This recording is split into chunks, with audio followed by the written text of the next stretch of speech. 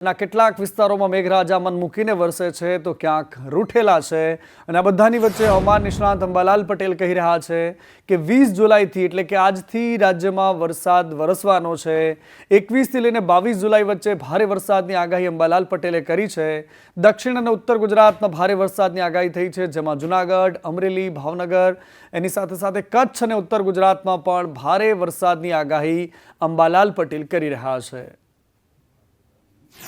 સૂર્ય પુષ્ય નક્ષત્રમાં 20મી જુલાઈએ પરોઢિયામાં આવ્યો છે, એટલે પુષ્ય નક્ષત્રમાં સૂર્ય આવતા વરસાદ થવાની શક્યતા રહેશે અને ગ્રહોની જળદાયક નક્ષત્રમાં યોગ થાય છે, એટલે તારીખ 20મી જુલાઈથી 22 જુલાઈ સુધીમાં કચ્છના કેટલાક ભાગમાં વધુ ભારે વરસાદ થવાની શક્યતા રહેશે, સુરી ગામના કેટલાક ભાગમાં ભારે વરસાદ થવાની શક્યતા રહેશે, બનાસકાંઠાના કેટલાક ભાગમાં ભારે વરસાદ થવાની શક્યતા રહેશે અને આ ઉપરાંત મહેસાણાના કેટલાક ભાગમાં વરસાદ થવાની શક્યતા રહેશે, અરવલ્લીના કેટલાક ભાગમાં ભારે વરસાદ થવાની શક્યતા રહેશે। જોકે વરસાદ કેટલાક ભાગોમાં થવાની શક્યતા રહેશે, સઘળે વરસાદ નહીં થાય, સઘળા ભાગોમાં ઓગસ્ટમાં પણ ભારે વરસાદ થવાની શક્યતા રહેશે, કેટલાક ભાગમાં અતિ ભારે વરસાદ થવાની શક્યતા રહેશે, એટલે વરસાદ ગયો નથી।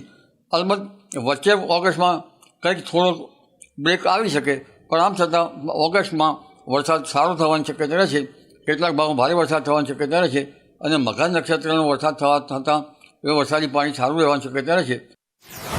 આ તરફ રાજકોટના ઉપલેટામાં ભારે વરસાદ વરસ્યો છે। આજે ગ્રામ્ય વિસ્તારમાં મુશળધાર વરસાદ પડ્યો। મજેઠી, લાઠ, ભીમોરા, ગુટેજ આ તમામ વિસ્તારો છે। મજેઠી લાઠ વચ્ચે કોઝવે પર પાણી ફરી વળ્યા છે અને આસપાસના વિસ્તારોમાં આજે જબરદસ્ત વરસાદ પડ્યો છે। ચારેકોર પાણી જ પાણી જોવા મળી રહ્યા છે।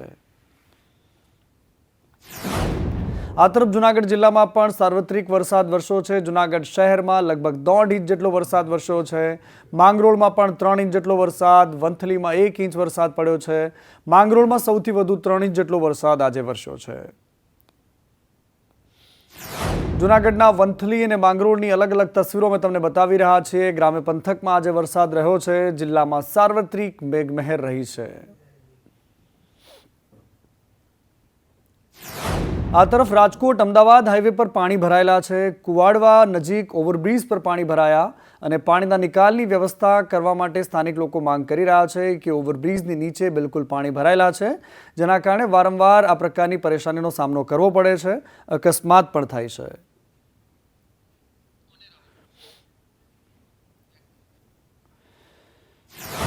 અને વહેતા વરસાદ વચ્ચે કેટલાક માફિયાઓ પોતાના હાથ પણ ધોઈ નાખે છે। મહેસાણાની ખારી નદીમાં કેમિકલ યુક્ત પાણી છોડવામાં આવી રહ્યું છે। ખારી નદીમાં કેમિકલ માફિયાઓએ પાણી છોડ્યું છે, જેમાં ફીણ દેખાઈ રહ્યું છે। કેમિકલ માફિયાઓ નદીને પ્રદૂષિત કરી રહ્યા છે। ખારી નદીના ગંદકીના મુદ્દે સાંસદે નિવેદન આપતા કહ્યું છે, મયંક નાયક જે રાજ્યસભાના સાંસદ છે એમણે કહ્યું કે ખારી નદીની ગંદકી દૂર કરી અને સ્વચ્છ કરાશે। નર્મદાનું પાણી ભરીને રિવરફ્રન્ટ બનાવો, આ પ્રકારની માંગ પણ સાંસદ કરી રહ્યા છે। મારી એવી રાજ્ય સરકારને શહેરી વર્ષ અત્યારે ઉજવણી થઈ રહી છે ત્યારે મને મુખ્યમંત્રીશ્રીને પણ મેં પત્ર લખ્યો છે કે આ નદીની અંદર જો રિવરફ્રન્ટ બનાવવામાં આવે, જેથી કરીને તેમાં નર્મદાનું પાણી સુજલામ સુફલામના પાણીથી ભરી શકાય, શહેરને સારું ડેવલપમેન્ટ મળે અને માન્ય પ્રધાનમંત્રી નરેન્દ્રભાઈ મોદી સાહેબ જે પ્રકારે અમદાવાદમાં રિવરફ્રન્ટ બનાવ્યો છે એવો જ રિવરફ્રન્ટ મહેસાણામાં બને એ માટે મેં માન્ય મુખ્યમંત્રીશ્રીને પત્ર પણ લખ્યો છે। નદીમાં જે પ્રકારે ગંદુ પાણી ભરાઈ રહે છે, જેને કારણે રોગચાળો ફાટતો હોય છે, સ્વચ્છ પાણી ભરાવાથી બાજુમાં બંને રોડ બનવાથી ટ્રાફિકની સમસ્યાનો પણ હલ થશે। અને વર્ષો બાદ હવે ખેડૂતોને, જૂનાગઢના ખેડૂતોને પાક વીમાની રકમ મળવાની છે। 2020ની એ વાત છે કે હવે રહીને એ રકમ મળશે। માણાવદર, બાંટવા તાલુકાના ખેડૂતોને આ રકમ મળવાની છે। 2019-20ની જે આ રકમ છે એના અંગે વારંવાર રજૂઆતો થઈ। ધારાસભ્ય અરવિંદ લાડાણીને રજૂઆત કરાઈ હતી। બેઠકમાં ઉચ્ચ અધિકારીઓને પણ આ અંગે વાત રાખવામાં આવી હતી। અધિકારીઓ ખાતરી આપી હતી, પરંતુ દેર આય દુરસ્ત આય હવે રહીને પણ ખેડૂતોને આપવાની વાત સામે આવી છે। ધરતીપુત્રોને પોતાનું વળતર મળશે અને લગભગ 5 વર્ષ બાદ આ ન્યાય મળવા જઈ રહ્યો છે। આ બેંકોના જે અધિકારીઓ હોય છે તે અને ખેતીવાડીના અધિકારીઓએ મને આ મહિનાના અંત સુધીમાં તમામ બાકી રહી ગયેલા ખેડૂતના ખાતામાં પાક વીમો જમા થઈ જશે તેવી ખાતરી આપેલ છે। તો બધા ખેડૂતોને મારી વિનંતી છે કે વીમો ટૂંક સમયમાં જમા થઈ જશે. થોડું ઘણું ઢીલું થયું પણ એનું કારણ આ બેંકો જે મર્જ થઈ એને કારણે છે. આ તરફ અમરેલીના વડિયામાં ગોપાલ ઇટાલિયા પહોંચ્યા છે. વિસાવદરના તાજા ધારાસભ્ય થયેલા ગોપાલ ઇટાલિયા ઢૂંઢિયા પીપળિયા ગામે પહોંચ્યા હતા. પીડિત પરિવારને મળ્યા છે. રાજ્ય સરકારની કાયદો અને વ્યવસ્થાની સ્થિતિ પર એમણે સવાલ ઉઠાવ્યા. વૃદ્ધ દંપતીની નહીં પરંતુ કાયદો અને વ્યવસ્થાની હત્યા થઈ છે તેવી વાત પણ ઇટાલિયાએ કરી છે. ગુજરાતમાં યુપી અને બિહાર જેવી સ્થિતિ છે અને આવી જ ઘટનાઓ ગુજરાતમાં બનતી થઈ ગઈ છે. ગામના લોકો ડરના માહોલમાં જીવી રહ્યા છે તેવી વાત પણ ઇટાલિયાએ કરી છે. કે ખૂન એક વૃદ્ધ પુરુષ અને એક વૃદ્ધ મહિલાનું ખૂન નથી થયું. આ ખૂન આખા સરકારી તંત્રનું ખૂન છે. કાયદો અને વ્યવસ્થાનું ખૂન થઈ ગયું છે. વર્ષો પહેલા એવું કહેવાતું કે યુપી બિહારમાં આવું થાય છે તેવું થાય છે. હવે આપણને બિહાર અહીંયા ઘર આંગણે બતાવતા હોય એવું લાગે છે. આ તો ખોટી વસ્તુ છે. આ બાબતે ગામજનોની અંદર ખૂબ જ આક્રોશ છે. અને એવી જ ઘટના સુરતથી સામે આવી છે. સુરતના કરચેલિયામાં એક સગીરાની છેડતી થઈને ત્યારબાદ આક્રોશની આગ છે. આદિવાસી આગેવાનો નેતાઓ લડી લેવાના મૂડમાં છે. નેતાઓએ ભોગ બનનાર પરિવારની મુલાકાત લીધી. ધારાસભ્ય અનંત પટેલ ત્યાં પહોંચ્યા હતા. એની સાથે ભારતીય જનતા પાર્ટીના નેતાઓ પણ પહોંચ્યા. પોલીસ પર સવાલો ઉઠી રહ્યા છે. પોલીસે શરૂઆતમાં ગુનેગારોને છાવરવાનો પ્રયાસ કર્યો. શરૂઆતમાં ફરિયાદ નહીં થાય તેવા પ્રયાસો કર્યા અને હવે ત્યારબાદ પોલીસે જ્યારે આ આંદોલન ઉગ્ર બન્યું તો હવે કાર્યવાહીનો ઢોંગ શરૂ કર્યો છે.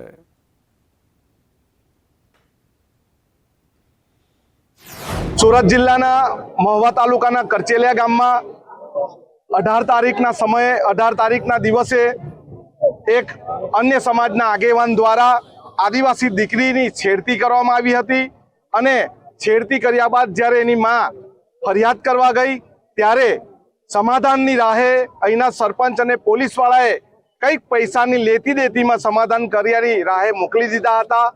આ ગામના યુવાનો આદિવાસી સમાજના આગેવાનોને અભિનંદન પાઠવીએ છીએ કે એમણે તાકાત બતાવીને ફરિયાદ એટ્રોસિટી અને પોસ્કોની કલમ દાખલ કરાવી. જો આ કેસમાં પોલીસ અધિકારીઓ કંઈક ઢાંક પીછોડો કરવાની કોશિશ કરશે તો આવતા અઠવાડિયે આદિવાસી સમાજની જન આક્રોશ રેલી કરચેલિયા ખાતે નીકળશે. આ બાજુ સુરતના કામરેજમાં ગ્રામજનોએ વિરોધ કર્યો છે. લાડવીના ગ્રામજનોએ રસ્તાનો વિરોધ કર્યો છે. ગોચરની જમીનમાં રસ્તો બનાવી દેતા વિરોધ કરવામાં આવ્યો. ઇન્ડસ્ટ્રીયલ પાર્ક રસ્તો બનાવી દેવામાં આવ્યો છે જેનો વિરોધ થઈ રહ્યો છે. સુડાના અધિકારીઓએ મંજૂરી આપ્યાનો આક્ષેપ લગાવવામાં આવ્યો છે. જેસીબી મશીનથી રસ્તો દૂર કરવામાં આવ્યો છે. જેમાં રસ્તો બનાવવામાં આવ્યો હતો તે રસ્તાનું દબાણ આજે અમે દૂર કર્યું છે અને ફરીથી જો કોઈ રસ્તો બનાવવામાં આવશે તો અમે કાયદેસર કાર્યવાહી કરવામાં આવશે અને સુડામાંથી જો એમને રસ્તાની પરવાનગી આપવામાં આવી છે એને રદ કરો. આ તરફ બોમ્બાજુ ભાષાના વિવાદ વચ્ચે મહારાષ્ટ્ર નવનિર્માણ સેનાના પ્રમુખ રાજ ઠાકરે હવે સરદાર પટેલ અને મોરારજી દેસાઈ પર અપમાનજનક ટિપ્પણી કરતા રાજકીય માહોલ ગરમાયો છે. ગુજરાતમાં ઠેર ઠેર પાટીદાર સમાજના નેતાઓ અને ગુજરાતી સમાજ દ્વારા આ મામલે વિરોધ કરવામાં આવી રહ્યો છે. ત્યારે મોરબીમાં પાટીદાર યુવા સેવા સંઘ દ્વારા એ ડિવિઝન પોલીસ મથકમાં આવેદનપત્ર આપવામાં આવ્યું અને તાત્કાલિક તેમની વિરુદ્ધ ગુજરાતમાં પ્રવેશબંધી ફરવામાં આવે એ પ્રકારની માંગણી પણ કરવામાં આવી છે. આવા બે કોડીના રાજ ઠાકરે જેવા જેમની રાજકીય અસ્તિત્વ જ નથી એ રાજકીય અસ્તિત્વ બનાવવા માટે જ્યારે સરદાર પટેલ જેવા મહાનાયકને અપમાન કરે, આ રાજ્યના પનોતા પુત્ર અને દેશના પૂર્વ વડાપ્રધાન એવા મોરારજીભાઈ દેસાઈ ઉપર ટીકા ટિપ્પણી કરી અને આખાએ દેશને અલગ દિશામાં લઈ જવાની વાત કરે અને રાષ્ટ્રના નાયકોને બદનામ કરવાનો પ્રયત્ન કરે, ત્યારે અમે મોરબીના યુવાનોએ આ રાજ ઠાકરે ઉપર રાજદ્રોહ અને રાષ્ટ્રદ્રોહ જેવી કલમો લાગવામાં આવે. ગુજરાત સરકાર આ કાયદો અને વ્યવસ્થા બગડે નહીં એટલા માટે આ રાજ ઠાકરેને ગુજરાત પ્રવેશ બંધી કરવામાં આવે. સાથે સાથે રાજ ઠાકરે માફી માગે, નહીતર પછી કાનૂની કાર્યવાહી મોરબી એ ડિવિઝન પોલીસ સ્ટેશન કરે એવી અમારી માંગણી છે. માનવું છે કે ક્યાંક ને ક્યાંક આ સરકાર મહારાષ્ટ્રની અને દેશની એ કાચી નીમડી છે.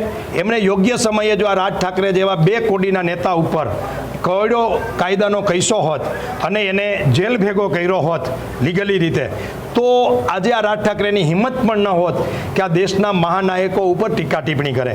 પરંતુ ક્યાંક ને ક્યાંક રાજકીય રીતે રાજ ઠાકરેને પ્રોટેક્શન મળી રહ્યું છે. અને આ તરફ અમદાવાદમાં બે નેતાઓ બાખડી રહ્યા છે. ભાજપ અને કોંગ્રેસના નેતાઓ. બાંધકામનો એ મુદ્દો છે. ભાજપ અને કોંગ્રેસના નેતાઓ આમને સામને છે. ઇમરાન ખેડાવાલાના નિવેદન પર ભૂષણ ભટ્ટે પલટવાર કર્યો. ભૂષણ ભટ્ટે કહ્યું કે એમનાથી પડ્યો પાપડ પણ ભંગાય એમ નથી. ગેરકાયદેસર બાંધકામ મુદ્દે એક મંચ પર ચર્ચા કરવા માટે ચેલેન્જ ફટકારવામાં આવી. ભૂષણ ભટ્ટે કોંગ્રેસના ધારાસભ્ય ખેડાવાલા સામે આરોપ લગાવતા કહ્યું કે શેકેલો પાપડ પણ ભંગાતો નથી અને આંદોલનની વાતો કરો છો. કોને બચાવવા, કોની સાથે બેસવા માટે આવું નિવેદન આપ્યું. સના સાત સલમાન એવેન્યુ બનાવનારને સમર્થનનું ઉદાહરણ આપ્યું. સંકલન બેઠકમાં ઇમરાન ખેડાવાલાએ સવાલો ઉઠાવ્યા હતા. પોલિટિકલી એમને કંઈ ફાયદો થાય એના માટે જમાલપુર વોર્ડના અંદર જ ગેરકાયદેસર જે બાંધકામો કહીને તોડવામાં આવી રહ્યા છે. મેં એમને લિસ્ટ આપ્યું કે આ જગ્યાએ અમદાવાદ શહેરના અંદર 7 ઝોનના અંદર આ જગ્યા પર અત્યારે પણ ગેરકાયદેસર બાંધકામો છે. તમે તોડો. તમે ફક્ત ને ફક્ત જમાલપુરના અંદર જ કેમ તોડો છો? એક સમાજને તમે ટાર્ગેટ કેમ બનાવો છો? એક તરફ 10 વર્ષ પહેલા જે મકાનો બની ગયા છે, 10 વર્ષથી લોકો રહે છે, જ્યાં તેના ટેક્સના બિલ આવે છે, લાઇટના બિલ છે, આધાર કાર્ડ છે, ઇલેક્શન કાર્ડ છે, એવી જગ્યાઓ પર તમે લોકોને ઘર ખાલી કરાવીને તોડો છો તો આ યોગ્ય ના કહેવાય. દુખે છે પેટ, કૂટે છે માથું. આ બાંધકામ બચાવવા માટે સલમાનમાં જાતે ગયા હતા. સના વખતે નોટિસ આપી કેમ જાતે ના ગયા? સોનામાં પણ નોટિસો આપી કેમ જાતે? હકીકતની અંદર ત્યાંના સ્થાનિક રહીશો પણ આનાથી ખૂબ પરેશાન છે.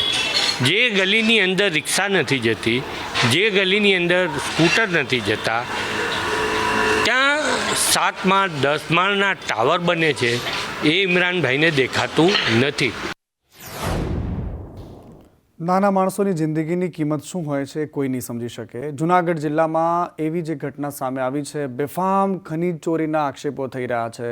ખનીજ ચોરો બેફામ છે, માલામાલ થઈ રહ્યા છે. ધારાસભ્ય ખુદ પત્ર લખી રહ્યા છે. વિમલ ચુડાસમાએ મુખ્યમંત્રીને પત્ર લખ્યો છે. કોંગ્રેસના ધારાસભ્ય છે વિમલ ચુડાસમા, એમણે કહ્યું છે કે ચોરવાડ માંગરોળમાં બેફામ ખનીજ ચોરી થાય છે.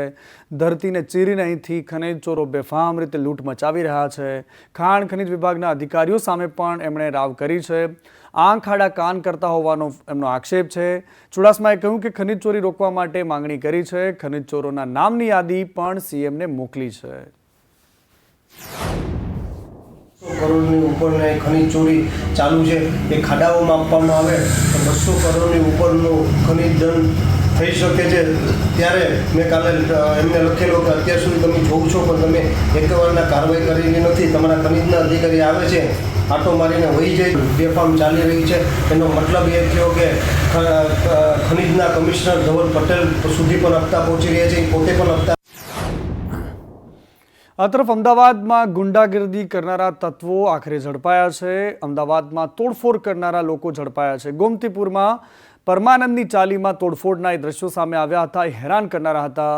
બાળકોને રમવા બાબતે માથાકૂટ થઈ અને આરોપીઓએ 3 ગાડીઓના કાચ તોડી નાખ્યા. પોલીસે 4 આરોપીઓની ધરપકડ કરી છે. રિકન્સ્ટ્રક્શન કર્યું. પોલીસે સાગર, નરેશ અને સંજય અને મનસુખની ધરપકડ કરી છે. આ તમામ લોકો આજે ફરી એકવાર લડથડાતા, લંગડાતા નજરે પડ્યા છે. જે ગુંડાગીરી બતાવતા હતા એ જ લોકો છે કે જે આજે નીચું માથું રાખીને ચાલતા નજરે પડી રહ્યા છે.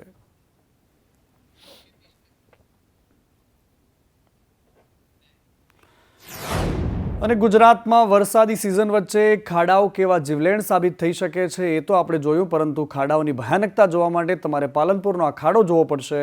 પાલનપુરમાં જ્યુબિલી રેલવે કોલોની પાસે એક મસ્ત મોટો ભૂવો પડ્યો છે, જેના સીસીટીવી દ્રશ્યો હેરાન કરનારા છે. એક ટ્રક જે આવી રહ્યો છે અને અચાનક જ ખાડામાં એનું ટાયર ફસાય છે. ત્યારબાદ આખો ટ્રક ઊંધો વળતો પણ સામે આવી રહ્યો છે. ભારે જહેમત બાદ ભૂવામાંથી આ ટ્રકને બહાર કાઢવામાં આવ્યો. આ પ્રકારની દુર્ઘટનાઓ ગુજરાતના મોટાભાગના શહેરોમાં રાહ જોઈને બેઠી છે.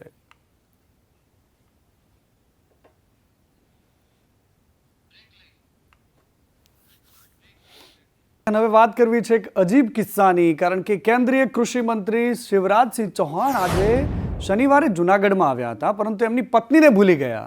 છે ને ચોંકાવનારી વાત? હા, બિલકુલ સાચી વાત છે. કારણ કે જૂનાગઢના પ્રવાસે તેઓ આવ્યા હતા ત્યારે તેમનો જૂનાગઢ મગફળી સંશોધન કેન્દ્ર ખાતે કાર્યક્રમ હતો. ખેડૂતો અને લખપતિ બહેનો સાથે સંવાદ હતો. ખરાબ રસ્તાના લીધે મોડા પહોંચેલા કૃષિમંત્રી સીધા જ કાર્યક્રમ સ્થળ પર પહોંચી ગયા. ત્યારે તેમના ધર્મપત્ની સાધનાબેન કાર્યક્રમમાં જવાના બદલે ગિરનાર દર્શને ગયા હતા. શિવરાજસિંહ ચૌહાણની 8 વાગ્યાની ફ્લાઇટ હતી, જેથી શિવરાજસિંહ ચૌહાણ પોતાનો કાર્યક્રમ પૂરો કરીને તરત પોતાની 22 ગાડીના કાફલા સાથે નીકળી ગયા. 1 કિલોમીટર આગળ ગયા બાદ અચાનક જ મંત્રીજીને યાદ આવ્યું કે પત્ની તો પાછળ રહી ગયા છે.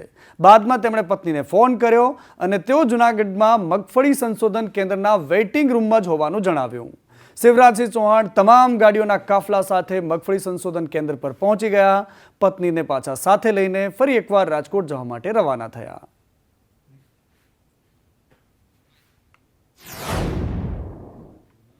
આ બાજુ રાજકોટ ધોરાજીના વિવિધ વિસ્તારોમાં ખખડધજ રોડ પર પેચવર્ક કરવાના બદલે મોટા કાંકરા અને માટીકામથી કામ ચલાવી રહ્યું છે.